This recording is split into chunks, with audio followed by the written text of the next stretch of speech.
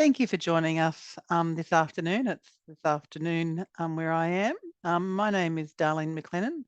I'm the manager of the Australian Disability Clearinghouse on Education and Training, ADCET for short. Just to let you know, this webinar is being live captioned, and to activate the captions, please click on the CC button in the toolbar and either at the bottom or the top of your screen. We also have captions available via a browser, and the team will put the link into the chat now, so you can access that in your browser if that's your preference. ADCET is hosted on Lutruwita, which is Tasmanian Aboriginal land. And in the spirit of reconciliation, ADCET respectfully acknowledges the Lutruwita nations and also recognises the Aboriginal history and culture of the land.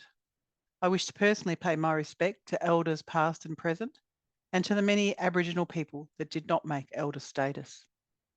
I also acknowledge all the countries participating in this meeting today, and also acknowledge their elders and ancestors and their legacy to us and any Aboriginal and Torres Strait Islander people participating in this webinar.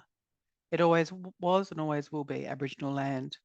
For those who have joined us before, you know that we really encourage you to write in the chat on which lands you are today to pay the respects of the First Nations people in our chat. Okay, today's webinar, opportunities for supporting diverse learners through generative AI.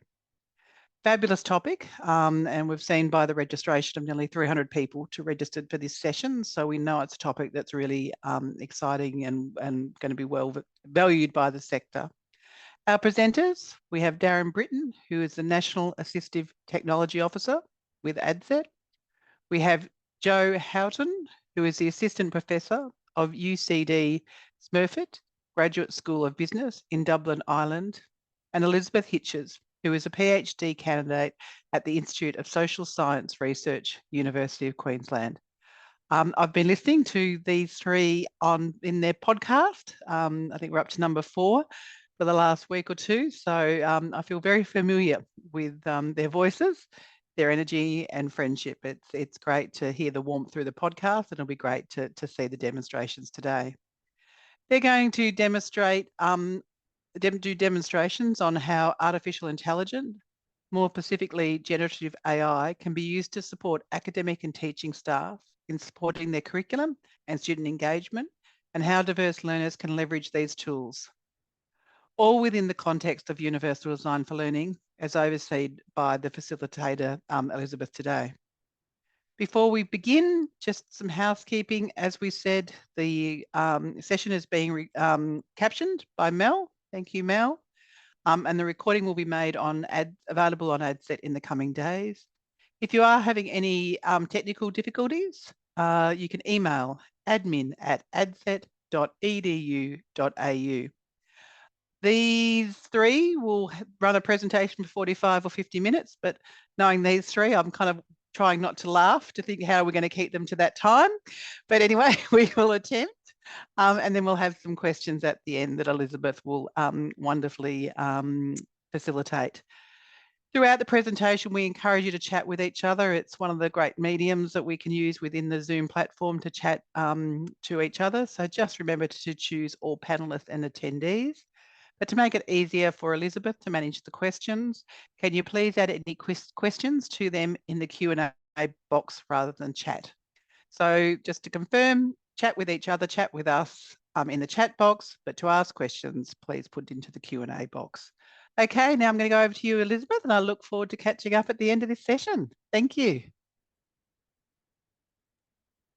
Thanks so much, Darlene. It's wonderful to be with everybody here. It's a real honour to be able to be speaking alongside Darren and Joe, who I hold in really high regard. And what we really hope to do with this session, even though there's a lot of rhetoric around challenges with AI and academic integrity and lots of things we need to be careful of, we also want to showcase perhaps some of the positives that might actually come from this technology. So if we're really trying to support a diverse range of learners, what opportunities does AI actually give us? And also, how can we perhaps speed up some of those processes that we would have used before through AI? Now, we can only showcase a very small portion of this today, but we really look forward to doing that. Now, we would also like to acknowledge the traditional custodians of the lands on which we join on. So in the spirit of reconciliation, we would like to acknowledge the traditional custodians of country throughout Australia and their connections to land, sea and community. We pay our respects to their elders, past, present and emerging, and extend that respect to all Aboriginal and Torres Strait Islander peoples today. While virtually connected today, we're presenting geographically dispersed and acknowledge the Palawa Pakana peoples of Lutruwita, Tasmania. I'm sorry, I'm going to say this terribly. Please forgive me. The Wurundjeri, that's it, Wurundjeri people of the Kulin Nation in Victoria, and the Turrbal and Jagera peoples of Queensland, and anyone who's also joining us from overseas. So this particular presentation, as Darlene's mentioned, we're really hoping to focus in on demonstration. So we're going to have some areas that we're showing really practically and talking through practically. And then we want to be linking that back to UDL. So for anyone who hasn't come across that before, Universal Design for Learning, UDL, is really a proactive approach where we think about how we can design learning experiences for the broadest range of individuals possible. So we're going to think about opportunities for supporting staff in doing this, how AI can do that. We're going to think about opportunities for supporting students and also some of those considerations. So what are those things we need to be careful of, as well as thinking about those benefits. At various points, we'll also be talking about particular technologies or particular links, and one of those is going to be perplexity.ai. And when it comes to that point, we'll drop that into the chat. And anytime we talk about UDL, if you want to explore that further, you can see the CAST UDL guidelines, and that link I'll be dropping into the chat shortly. But before I do, I'd love to throw over to Darren and Joe to introduce themselves. So Darren, would you like to say hello? Yes, hello everybody. I'm Darren, as Darlene mentioned. I'm the National Assistive Technology Project Officer with ADCET, and I'm very excited about today. It's a chance for us to showcase a couple of the things we've been talking about in the podcast series, I Lotta Things, so inclusive learning opportunities through AI, and to show how we can leverage, some of these particular technologies for the benefit, particularly of students, is the angle I'm coming from today. Over to you, Joe. Yeah, thanks, Darren. Great to be here. It's 7:07 in the morning here in Dublin, in Ireland, and I'm getting used to the time difference with my two colleagues above me in the chat there. Yeah, we've been working together a little bit now, and it's great to be here and to be kind of hopefully contributing to the discussion around UDL and accessibility. So really looking forward to today. And somebody must put a link to the iLotta podcast in the chat for everybody as well, just in case they haven't had a chance to catch up on that. So wonderful. Thanks so much. So that particular podcast, we've had a look at some things like alt text, what to do with visual images, those aspects. We're going to be exploring some other aspects today, which we hope you'll enjoy. And I'd now like to officially throw over to Joe to start us off on our first practical demonstration. No pressure, eh? Yeah, okay. All right. Well, today we're going to explore one of the possibilities, one of the myriad possibilities of kind of generating material. So I'm a college educator, and I've written a few books now on AI, and I'm loving kind of the possibilities for AI. So I'm going to share my screen, and I'm hoping that this is all going to work fine. So let me just double click on that. Is my screen coming up okay for everybody? Somebody tell me it is. Oh, good, Joe. Oh, good. Thank you. Right. And I'm going to use Perplexity today. This is one of the AI chatbots that you may have come across, or you may not, but it's very powerful. So I actually use this now as my default search engine, and also it tends to be my go-to when I'm doing, initial AI searches and things. Same kind of interface in here as you might get in ChatGPT or in Copilot or any of the other AIs. Basically just a box that you can put text into, or attach other files and then ask it to do things. So you can see that I've already put something in here. I don't know whether I can't make that any bigger on the screen, but I'm going to read it out. So here's my prompt for Perplexity. I have a student who is partially sighted. As I create a master's level module on project management risk, how can I apply UDL and make all my materials more accessible, not just for this student, but for all learners? Give me ideas and back them up with references to accessibility best practices and to the CAST UDL guidelines. Okay. Now, one thing that's quite interesting is that later on next week, CAST is updating its UDL guidelines to guidelines version 3. So it'll be interesting to see whether the AI kind of picks that up at all, whether we get any of the new guidelines in or whether it's just the old ones. So I'm going to hit the OK button now. And this will go off, and this will now start to do quite a deep search. And you can see the process that it's going through on the screen at the moment. One of the reasons that I particularly like Perplexity as an AI is that it uses sources and it cites its sources. So you can always go back to the original material that the AI is looking at and whatever, and it flags up videos and it flags up, audio and all this kind of stuff. So here we are. So here's the answer that's coming up. Okay. Now, it's too long to read out completely. But what we're starting to see here is, okay, so we've got multiple means of representation, we've got multiple means of action and expression, multiple means of engagement, digital accessibility, okay? So if teaching in person, and it's it's offering me some advice on building in accessibility, building in UDL, this kind of stuff. Okay. Now, it's not particularly detailed as yet, but it's a starting point. And I wrote a book on kind of accessibility in UDL last year because I realized just how ignorant I was as a 20-year university educator about accessibility. So it started to kind of inform me. And I find that a lot of my colleagues as well have very little knowledge of accessibility and UDL. So using tools like this can help people start to become aware, give them an awareness. We're not going to make UDL and accessibility experts of every teacher in the world overnight, but we can teach people how to fish.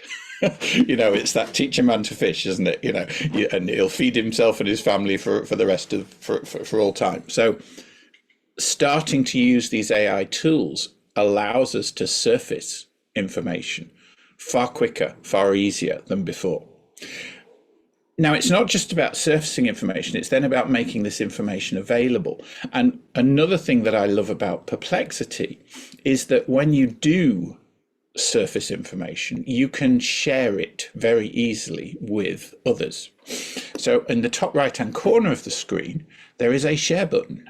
Okay, so I can make this a shareable link. Okay, so we can say make it secret or we can make it shareable. There it is. Okay, and if I copy that link and I put that in the chat, okay, so there is now in the chat a link. And if you click on that, you should get to that search.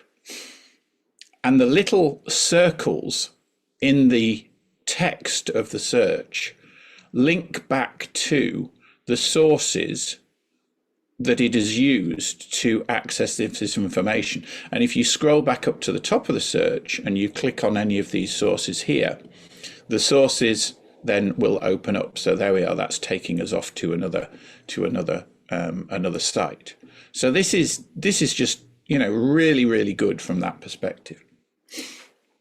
Now I'm using the Pro version of Perplexity. And Perplexity, when you have the Pro version, also allows you to then take a search like this and create a web page, a persistent web page of that search.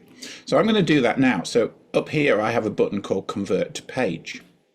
So I'm going to click on Convert to Page, and this is now going to create a little website based on the material in that search. So it's given it a title and a little introduction, and now it's breaking down the different headings from that search. And over on the right here, we've got a little clickable kind of table of contents, and what it's doing now is writing out that page. Okay, now in the top here, it's given me a graphic. If I don't like that graphic, I can change it, and I can pick something else out that I might think would be more kind of realistic. So maybe I want the famous kind of three brains from Cast. Okay, so we'll pop that in there. Okay. Now, multiple means of representation, yeah, it's okay, but I'd like to give my readers a little bit more detail on this, so I can come in and edit, and rather than concise, I can say make this a detailed description and do it in bullet points, because bullet points maybe pull out the information a little bit more easily than people having to kind of grab nuggets of information from a big paragraph. Okay, so there we go. Okay, and it's funny because I tend to say, kind of give me more detail. Darlene has just made the really good point in the chat, yeah, that if it's too long, you can also cut this down. You can say, make it more concise. Okay, so again, different people, different types of learning, different ways of accessing the information. All this stuff is really, really important. Okay, so the ability to adapt and edit this stuff, and again, it's not you can't kind of just go in and just edit this text by retyping, but there are ways of going in and and making changes now. So provide glossaries or concept maps. Yeah, I could say replace that text with something different, like give me diagrams for like that. Okay. And it'll kind of rewrite the bit that you've highlighted. So you've got options like this. It hasn't done a very good job of rewriting that. It doesn't always. Sometimes it does well. Sometimes it does poorly. But now we've got a list of suggestions around multiple means of representation. And if I want to add some media to represent multiple means of representation, it's gone off and it's found some more media for me. And I can now come in and, pick up one of these. So maybe that one there from Novak Education or whatever. And now I can come into the action and expression and do the same kind of thing. Don't want the same thing again. Let's find something different. There we are. Okay. So you see, this is building up now into quite a nice little resource that we can put together quite quickly. Yeah. I'd love to jump in with a question here, Joe, that we've got. You, Elizabeth. Yeah, please. Ruth is asking, did I see that it attributes the image you choose on the web page that it is created? So that image that you just put in, does it have the attribution to it? Yep, there we are. So it's attributing where it got them from. Yep, which is good. Yeah, and if you click on that image once the page is live, then it will take you to the source. Yeah, so that's good, and it will, when you're looking for media, it doesn't just give you the option of images if there's a relevant video. So you see in the bottom left hand corner, these 5 actually are all images. Okay, but you can also search for it will also bring up sometimes videos. So quite often, the top image might be a video on the subject of, pulled from YouTube or whatever like that. So really, really clever there. It's citing its sources in that it's giving you the sources here, and all these little circles, okay, are pointing to the sources. So if I click on this one, that's referring to the AHEAD best practice guidelines, Peter Edwards in the chat. So there we are. That takes us off to that publication there. So you've got links to all these sources.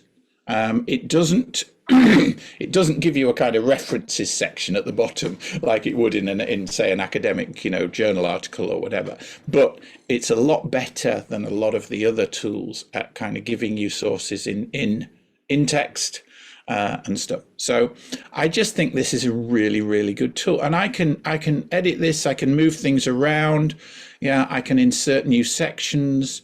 So give me advice on making my materials more accessible to partially sighted learners. Okay, and I know that partially sighted learners are only one type of accessibility challenge that we might have in the classroom. So, it's just an example of pulling out stuff. So there we are. We've got that, and then I want that in bullet point format, please. I'll leave it concise, Darlene, rather than asking for it to be too verbose again. But now you can see it's dragging that out into bullet points. So we can do that, and in a few minutes I've created this resource, and now I'm going to make that resource available. So that's now live as a web page, and I've got I can click up here and I can pop that into my chat again now, and you should be able to click on that link now and get straight to my web page. So I don't know whether anybody can confirm that. Elizabeth, have you got it? While that's happening, Joe, I'd just love to ask, Sue's asking, is the pro version of Perplexity a paid version? And how does the free version perform? Perplexity obviously has, like all the others, a paid and a free tier. I'm on the paid tier, which is €20 a month. So I don't know what that is in Australian, but it's $20 a month, is it, Falus? Thank you. Yeah, fantastic. You don't get the ability to create pages in the non-paid version. That comes with the paid version. But the other stuff you can do. So you can share, as far as I know, you can share chats and stuff like that. So it's well worth having a look at. And that was my ding for, I think, my 14 minutes. So I'm doing my best to stay on time. I can't believe I did that whole demo in under 15 minutes.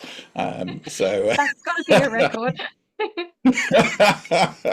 So I'll hand back to you. I'll hand back to you, Elizabeth, unless there's any more questions that we need to cover. Yeah. Thanks, Joe. We've got another one that's coming in. Is our data protected in Perplexity, or is it open source and uses our data for others to benefit from?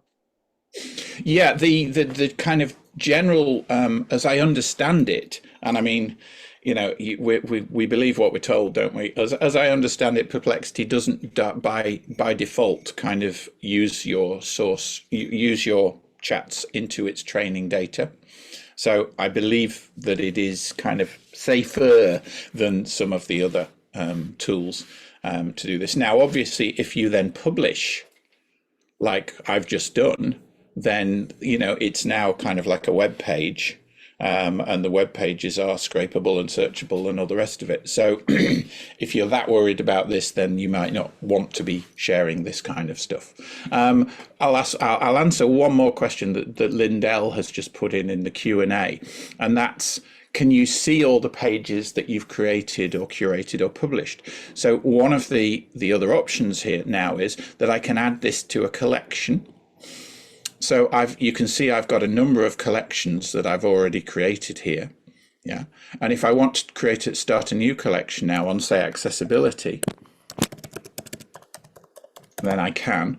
Okay, and I can give it an emoji, of whatever emoji that I want, and a bit of a description. I can even make that shareable or make it secret, that collection.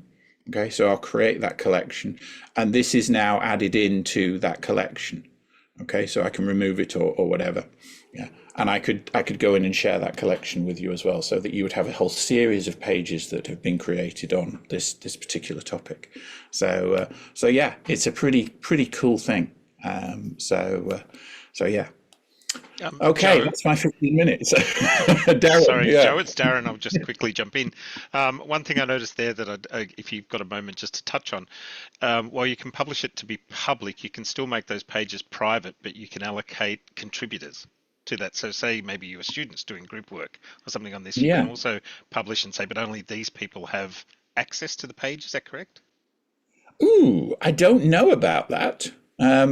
You're going into a level of detail I haven't Okay, looked I at. thought I just saw that when you went to Yeah, the sharing part or sharing the list, you could make contributors to the list. right. Whether Okay. that's Well, still we'll secret have a look at that and contributors. see. Yep. Yeah, super. Okay, I'm done, I think. Thank you, Joe. I'm going to have just a couple more questions for you, Joe, just really, really quickly. So one of them is about, from Ray, it looks like the images are embedded versions of the online original rather than just making a copy. So Yeah, then does the alt text depend on what's been added to the original? So do you know what the alt I text guess it looks like? must. Yeah, I guess it would do, Ray, because all as far as I know, what Perplexity is doing is as you say, linking through to the original. So if the original has been alt texted, then that alt text would come in. Now I know we've got a couple of screen reader users online because Andrew and some others have talked about it looked good with a screen reader. So I don't know whether anybody can check and see whether the alt text is coming through. Be interesting to know. Yeah. So there we go. So much, Joe. And just a really quick few points from me on UDL, because I know we've got a lot to get through still and so many things that you'd like to have demonstrated. So what I'd really like to pull out here is the customizability. We have that ability in this particular software to be able to change the length. We can also do a lot of things with the prompts to really make the prompts refined for our audience. And Darren's going to show us a bit more about prompting, so I won't talk too much about that. But one of the key aspects of UDL for representation of information is around accessibility, but also around customizable formats. So I think that's really exciting to see here. Now, this could be something that we are doing as educators. It could also be something that students are putting together. So it may not just sit in that representation part of UDL. It might also shift into that action and expression and be a way that students can actually start to curate their understanding and communicate what they know. So enough from me now. And Darren, I'd love to hand over to your, the activity around this, sorry.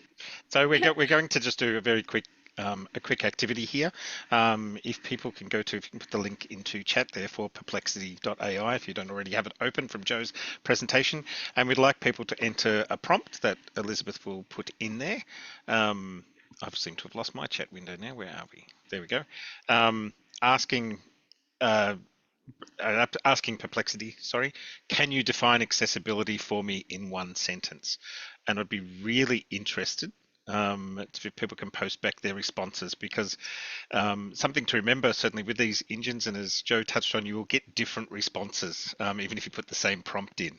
So that ability to critically analyze, I suppose that information is coming back, looking at those sources, which is certainly an advantage in Perplexity, as Joe had mentioned.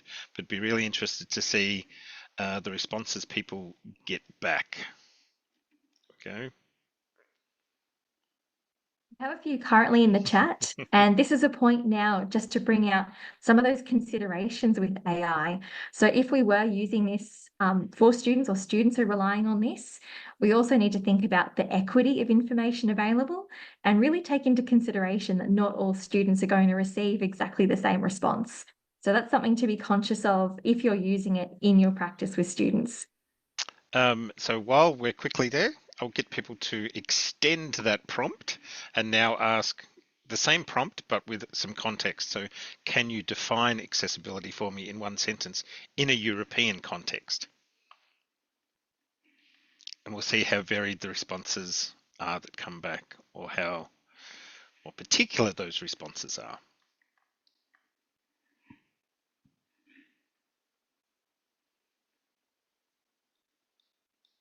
great. I can see some of those responses coming in.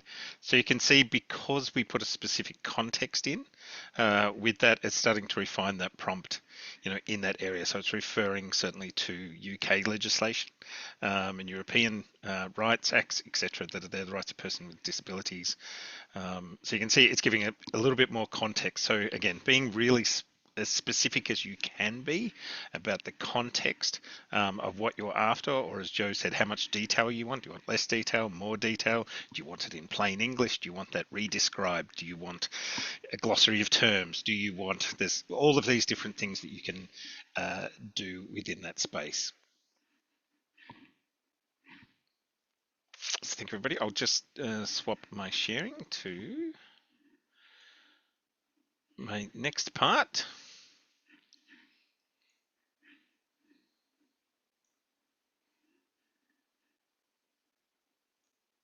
And okay, I'm going just to be using ChatGPT and the free version of ChatGPT, just purely to show this is something that's accessible to students. Now, the free version uses, I think, 3.5, if that's correct, Joe, although it does use version 4 of ChatGPT 4.0. Yeah, they've just updating 3.5 right now. Almost as we speak, with a version called 4.0 Mini.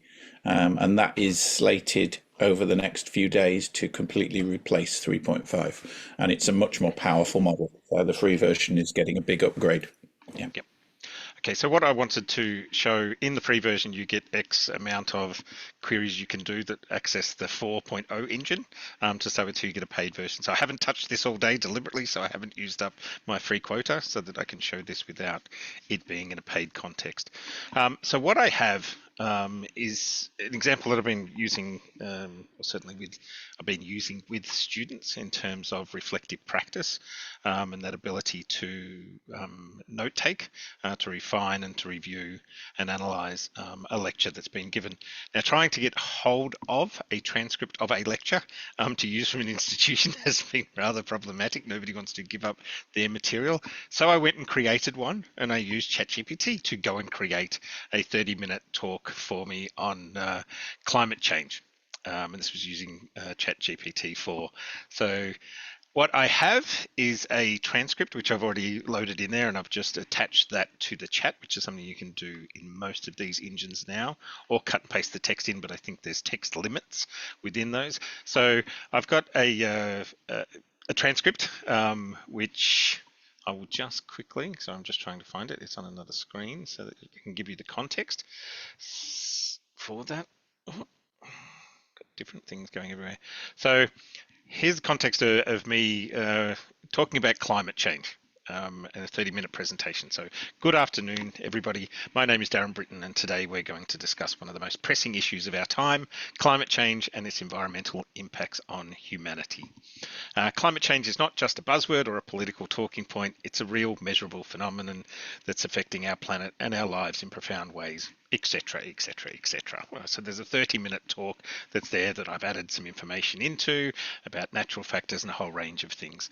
So I've now attached that into ChatGPT, and I can simply ask it to, can you please, if I can type properly, summarize the attached transcript and provide a bullet summary, much as Joe showed in the other. So it will go through and give a quick that there was an introduction of climate change and its significance, human activity since the Industrial Revolution, the causes of climate change, that there was natural factors that are affected by various things, there's human-induced factors, there's evidence for climate change, there's environmental impacts, etc. So it's gone through and done exactly what I wanted. It's kind of put it into key themes, given some bullet points and things. So for some students, just having a transcript of the lecture and being able to use that to quickly reflect back, grab some notes from and build on that. Or again, I may want to, can you please can you please convert this into plain English? Because there may have been subject specific terms that I'm not that I'm not privy to, or some information that's in there, or it's a fairly dense new bit of a new subject, new information, new material that I'm unfamiliar with. So it can go and do that. I could then also ask it for, can you provide a glossary? When I can spell properly, glossary of key terms and their meaning. Again, so if some students reflect back on new information, new terms may have been introduced, etc. So I can quickly get just a glossary from that transcript that I can add to my notes that I can then use to enforce or connect dots to, etc. Even to mind map some of those things. Any one of those I could then explain further. So we've got coral bleaching there as an example, and I can put in, can you please expand? And we'll get into the adding please or not later when we talk about considerations when using these. Can you please expand on coral bleaching? So from that single dot point, it's going to bring that out. It's putting sub points within that, relationships to other things that's there. And I can also say, using only the transcript, so only the information that's there. Don't go and look up new information. Only go from what was given within that lecture material that was there, or that transcript. So you can see from some fairly small prompts, you can get, much as Joe was saying, with putting a page together, you can get some fairly complex results and some really useful results depending on your need as a learner. It may be, I just want a quick summary, or can you please provide a 1 paragraph overview. And because I didn't specify what to do, it's given a 1 paragraph overview just of coral bleaching, because that was the last prompt that was in there. If I still had it from the transcript, or I was to expand that prompt and say, can you please provide a 1 paragraph overview of the transcript, it will give a 1 paragraph overview. You can then, and I'm just going to copy because this is a long prompt that's here, because then I really want to get into some discussion with some of these things. Oh, hang on, sorry, before I do that, correction. So I've gone through, I've grabbed this, I can then copy that information. You can see from the copy button, I've put that into a Word document. I've added in my own notes if need be. And I have then decided, okay, can you please provide me with 10 multiple choice questions based on the transcript. Again, because I'm in coral bleaching at the moment, so I can go back and ask it, can you give me 10 multiple choice questions? So again, that making flashcards, and I've had a couple of students mention, oh my God, I realize all the flashcards I make is from stuff that I already know, not the stuff that I didn't pick up when I was reviewing. So it's gone and created exactly what I asked it to do, 10 multiple choice questions based on that transcript. So it's asking, like, what's the primary cause of rapid increase in global temperatures over the past 250 years? Is it volcanic interruptions? Is it eruptions? Is it B, solar activity? C, human activities? D, Milankovitch cycles? And it's put in the answer. I can also specify, don't give me the answer. So that it wouldn't put the answer there, and then I can test my knowledge. I can also ask it to, can you please provide 10 short answer questions? So again, if you know the makeup of your, if there is one, an end of unit exam or an end of subject exam for semester, then you can also ask it to start creating for that exam at the end of semester. So this has been useful in helping certainly some students alleviate some of that fear about, I don't know what the exam and I need to practice this, but practicing from my own flashcards, I don't know what the question's going to be. And every time I put in, can you give me 10 questions, it'll give me 10 variations or different questions as well. Now, some of those might be on things like Darren mentioned, yada yada, which has nothing to do with the subject matter. So again, a critical eye over what this is presenting is really important. That's in there. And one of those considerations, which we'll speak maybe a little bit more in a moment, is also to think about what is actually needed in the context from the student's point of view. What am I actually asking it to do, and what am I getting out of that? And does it, is it a benefit? So you still have to go and watch the lecture. Telling students this isn't a replacement for any of that. If the transcript was bad and was full of rubbish, and the grammar was bad and it gave completely wrong information, then that's what you're basing this on. This is just an add-on as a useful tool to help you reflect, help you do that. So I can, after all of that, and rather than go through and do all of that piece by piece, I could put in a prompt like this that says, with the attached transcript, can you provide a 2-paragraph overview followed by key themes and supporting bullet points? Can you also provide a glossary of specific terms and their meaning at the end, along with 10 multiple choice questions and 10 short answer questions? Do not provide any answers. And it will go and have a think. It will read the document. It'll give a quick overview in 1 paragraph. And I like how it tells me paragraph 1. I know it's going paragraphing everything. Okay, so it's doing something slightly different now. Oh no, I did say 2 paragraphs, didn't I? Sorry. So it's given me 2 paragraphs of a summary of the whole thing. It's given now headings of the key theme and supporting bullet points. So much as like the query that we put in before. It's then given a glossary of specific terms that were brought up, along with some definitions and meanings of those. So I can use that to reflect back if I've forgotten a particular term, or hang on, that came up in this lecture, or there was something about this disease. What was that disease name? Where was that relevant to this? And then it's given me multiple choice questions without the answers, because I specified don't give me the answers.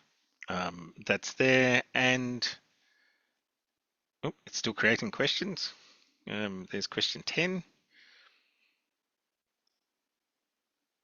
And then it's going to give me the 10 short answer questions are there. What's the primary cause of rapid increase in global temperature since the Industrial Revolution? Name 2 human-induced factors contributing to climate change. So these are the types of questions you may get across a whole subject field, across 10, 12 weeks, whatever that unit may be. I can then, if I want to check my answers, can you please provide the answers? And again, this is in the context of the last prompt that was in there, and the last thing was about that whole transcript. So this prompt is now acting on that output. So just asking to provide the answers. It's going through the whole thing, providing the answers. Okay. Well, I want to derail us a little bit when you finish this, Darren, and I want to show you something that will take this on a little further as well. So, Excellent. Well, I'm conscious of the time, so I might just leave this is going through, and it will put answers, etc., at the end. So I will just stop sharing, but I wanted to give a quick overview of that. I've got working with several students that are using this to refine their notes, to rethink about the subject that's there, to check what they don't know. I understood the class. I don't need to go through and do the notes. I'm pretty on top of that. All I want to do is just ask it to quiz me. Did I get everything out of the lecture that I thought I need to understand? It asked me 10 questions. I got them easy. I asked for another 10. Yep, okay, I can answer all of those. I'm pretty much on top of that class. I can put that one away, that lecture away, and say I got it.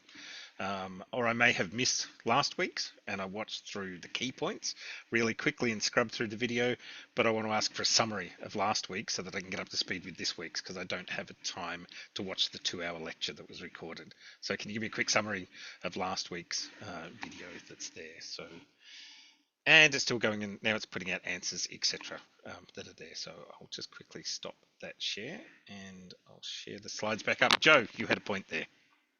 Okay, right. So let me just share my screen again. Okay, got to show you this. This is amazing, right? So Darren's climate change. Okay, so we now want to create that as an interactive quiz on a shareable web page. Okay, so I've gone into Claude, which is another AI, Claude AI. Okay, and I'll put the link to Claude in the chat for you right now. Okay, and Claude has just come up with a new tool called Artifacts. So here's my prompt: create me an HTML quiz. In fact, I'll put the prompt in the chat as well in case anybody else wants to go play. There we are. Create me an HTML quiz on factors contributing to climate change. For correct answers, increase the score by 1. For incorrect answers, give me the correct answer. Stop when the score reaches 3 correct answers. Okay. And what Claude does now is it splits the screen, and now it's generating the HTML. So it's generating the web page code for an interactive quiz. Okay, and you can go back and tweak this and ask it for new things and whatever. So here's our quiz. Okay, so I've no idea. So let's say that you know, carbon dioxide is a major greenhouse gas. Submit. Okay, next question. I don't know, agriculture. No, the correct answer is yeah. So we just keep going through now and answering, and when we get to 3, no, I'm not very good on this, am I? So Which is there we really... are. I've got my 3, but that is that code now, so I can publish that. Okay, and I can copy the link, and now you guys can go play on that particular web page and that quiz. So we can, you know, we can take Darren's material and generate in a matter of seconds an interactive quiz for all the students that they can go play with. You know, the possibilities here for education are endless, aren't they? So, exactly. And I so think there we are. That's my little derail. That's okay. No, look, some of these tools and the fact that you can do that, it would be so valuable in terms of some group work, you know, people contributing multiple things in there and testing each other's knowledge, you know, and some of these where they're shareable bits of information that at least help you along that line. Look, I saw a question in there about hallucinations and bits and pieces in there. Again, I've told students to be very aware of what they're putting in, but again, if I ask the prompts to refine it to the transcript only, then it's not going off and having to look stuff up and ideally try and make stuff up. I so far haven't come across it doing things that will just miss stuff. If it doesn't understand what's there and can't put into context, it will just leave it. So you may have, you know, gaps in the transcript where there was lots of errors. Or lots of words that didn't make sense, or you know, some misspellings and things that are there. So again, it's to be used with a critical eye. I'll just quickly bring these slides back up.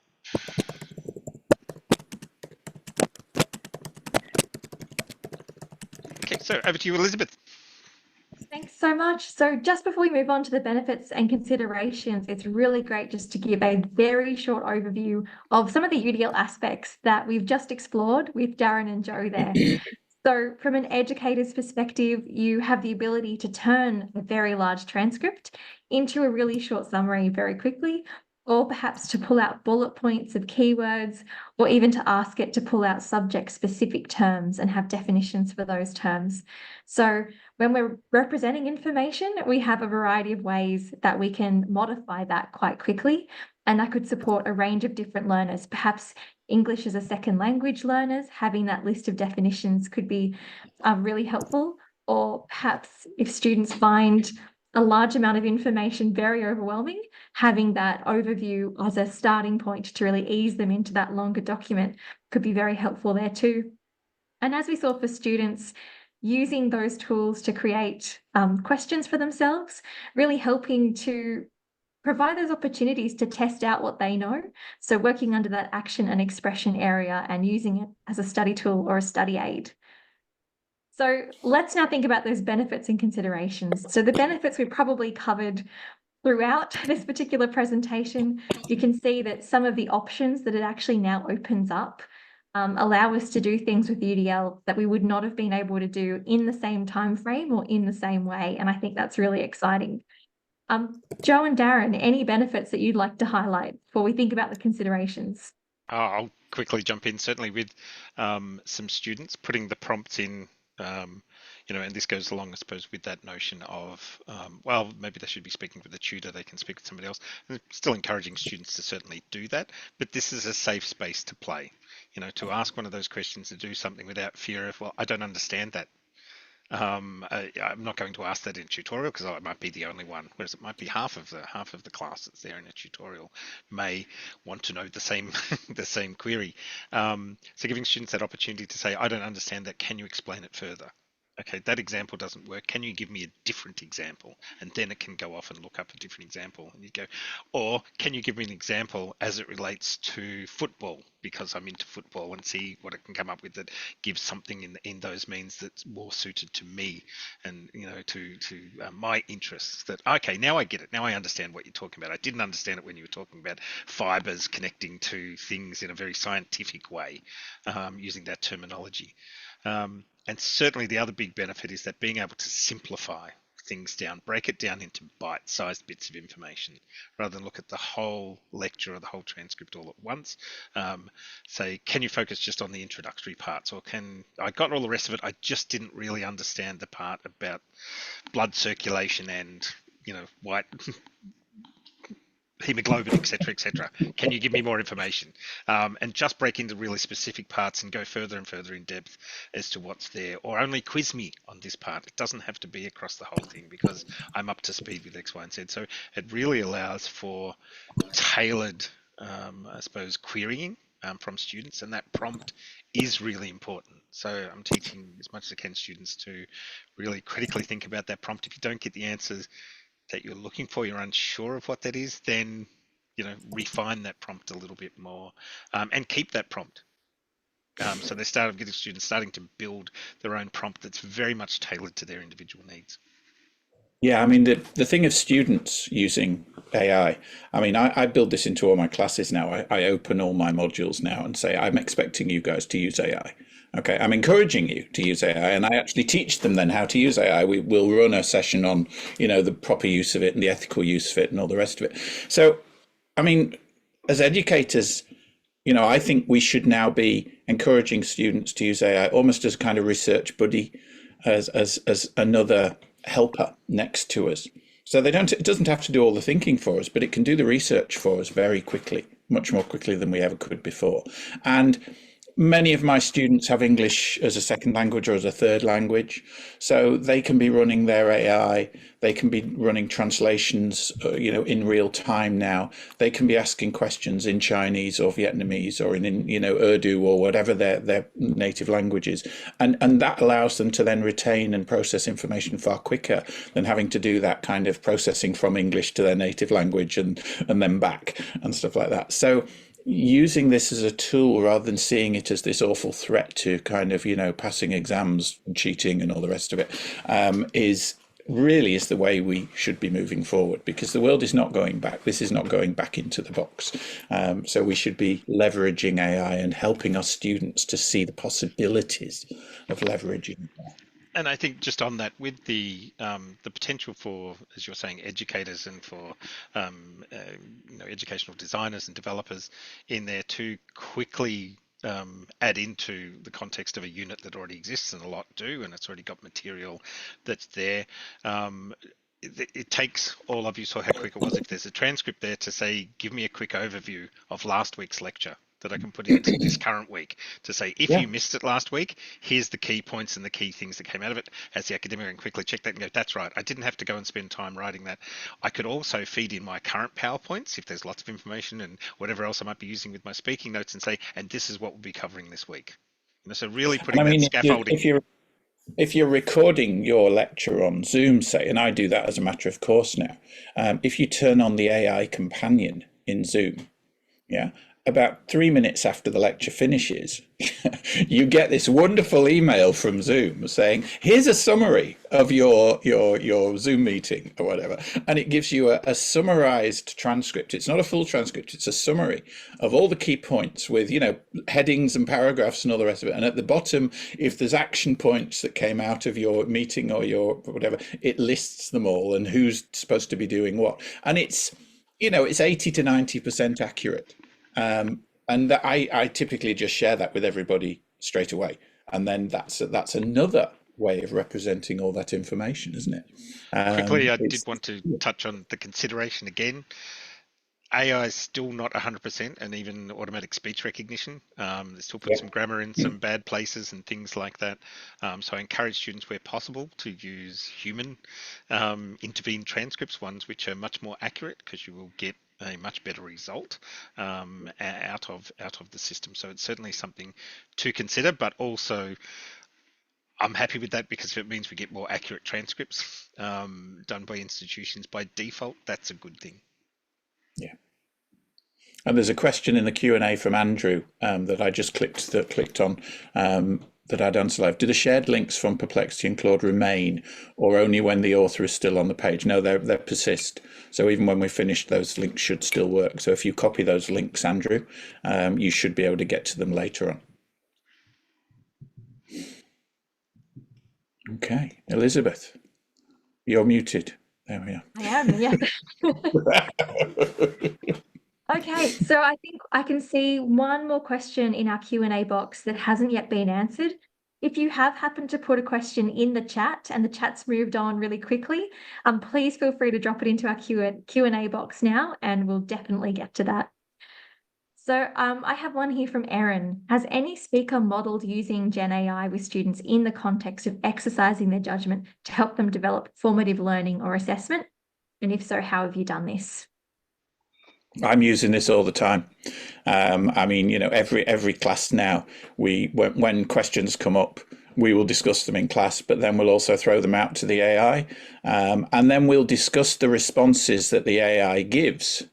You know, and maybe 2 or 3 groups go off and do research using AI, and then come back like we did earlier on. You know, kind of put this prompt in and see what comes back, but it's just the wording of the prompts, because each group then goes off and uses slightly different wording, different prompts come back, different responses come back, and then we have a discussion about things like hallucinations, and we have a discussion about, okay, well, what does this take us towards the right answer, or the answer that we're looking for, which is kind of the formative part of getting through.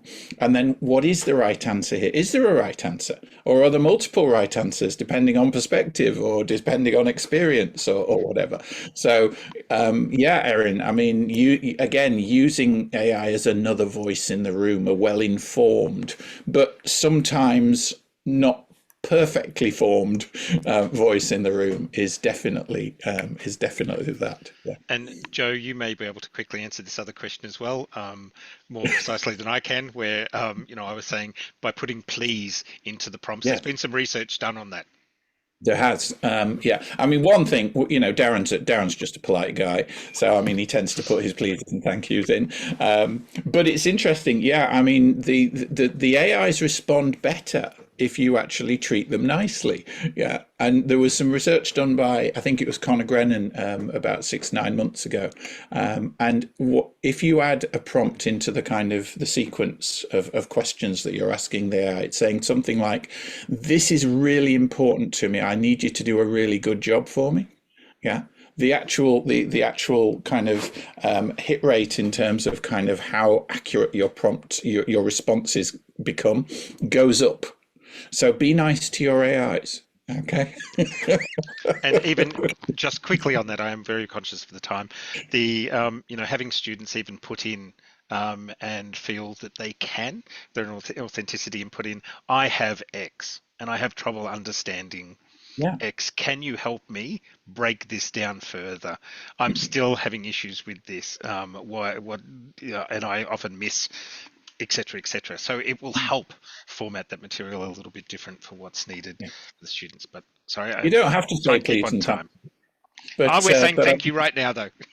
Yeah, absolutely. But I mean, even Alexa, you know, I mean, I've got Danny and April at home, my kids, and I mean, we just routinely say thank you to Alexa and please to Alexa and stuff like that, because I mean, it's just educating us into normal social behavior, isn't it? Yeah. Thanks so much. And this is our thank you slide. And what we'd like to do is invite you to learn a little bit more about some of the things we've been talking about already. So we talk a bit about alt text, we talk a bit about image creation. I think we talk a little bit about summaries as well. We've got many more episodes to come. So please join us at the ADCET A Lot of Things podcast. That's ADCET, ADCET, www.edu.au/a-lot-of-things, ILOTA things, THINGS. Thank you so much, everyone, and thank you, ADCET, for hosting this webinar. Yeah, thanks for having us, Darlene. It's been brilliant. Thank Been you. great, and it's been fabulous. Thank you, everybody, for participating in the chat and asking some great questions. It's fabulous to have you all here. We will be sending out a short survey. We encourage you all to complete that. And also we have lots of webinars coming up, which I think Jane's just put a post into the chat. But they're all on our website. So we have Unlocking the Power of Glean is our next one, and Inherent Requirements, a Barrier to Diversity after that, and one exploring the opportunities for dialogue between faculty and students around UDL implementation. And that's just 3, but we've got a lot more locked in. So we're really hitting our stride in actually having webinars coming at you quite quickly. So thank you, everybody, for participating. It was a different time for us to suit Joe, but it was great to see so many people still engaged later in the afternoon. Really appreciate that and appreciate everybody's time. So thank you all, and thank you to Mel for captioning. Take care. Yeah. Thank you, Mel. Thank you all. Thanks a lot. Yeah.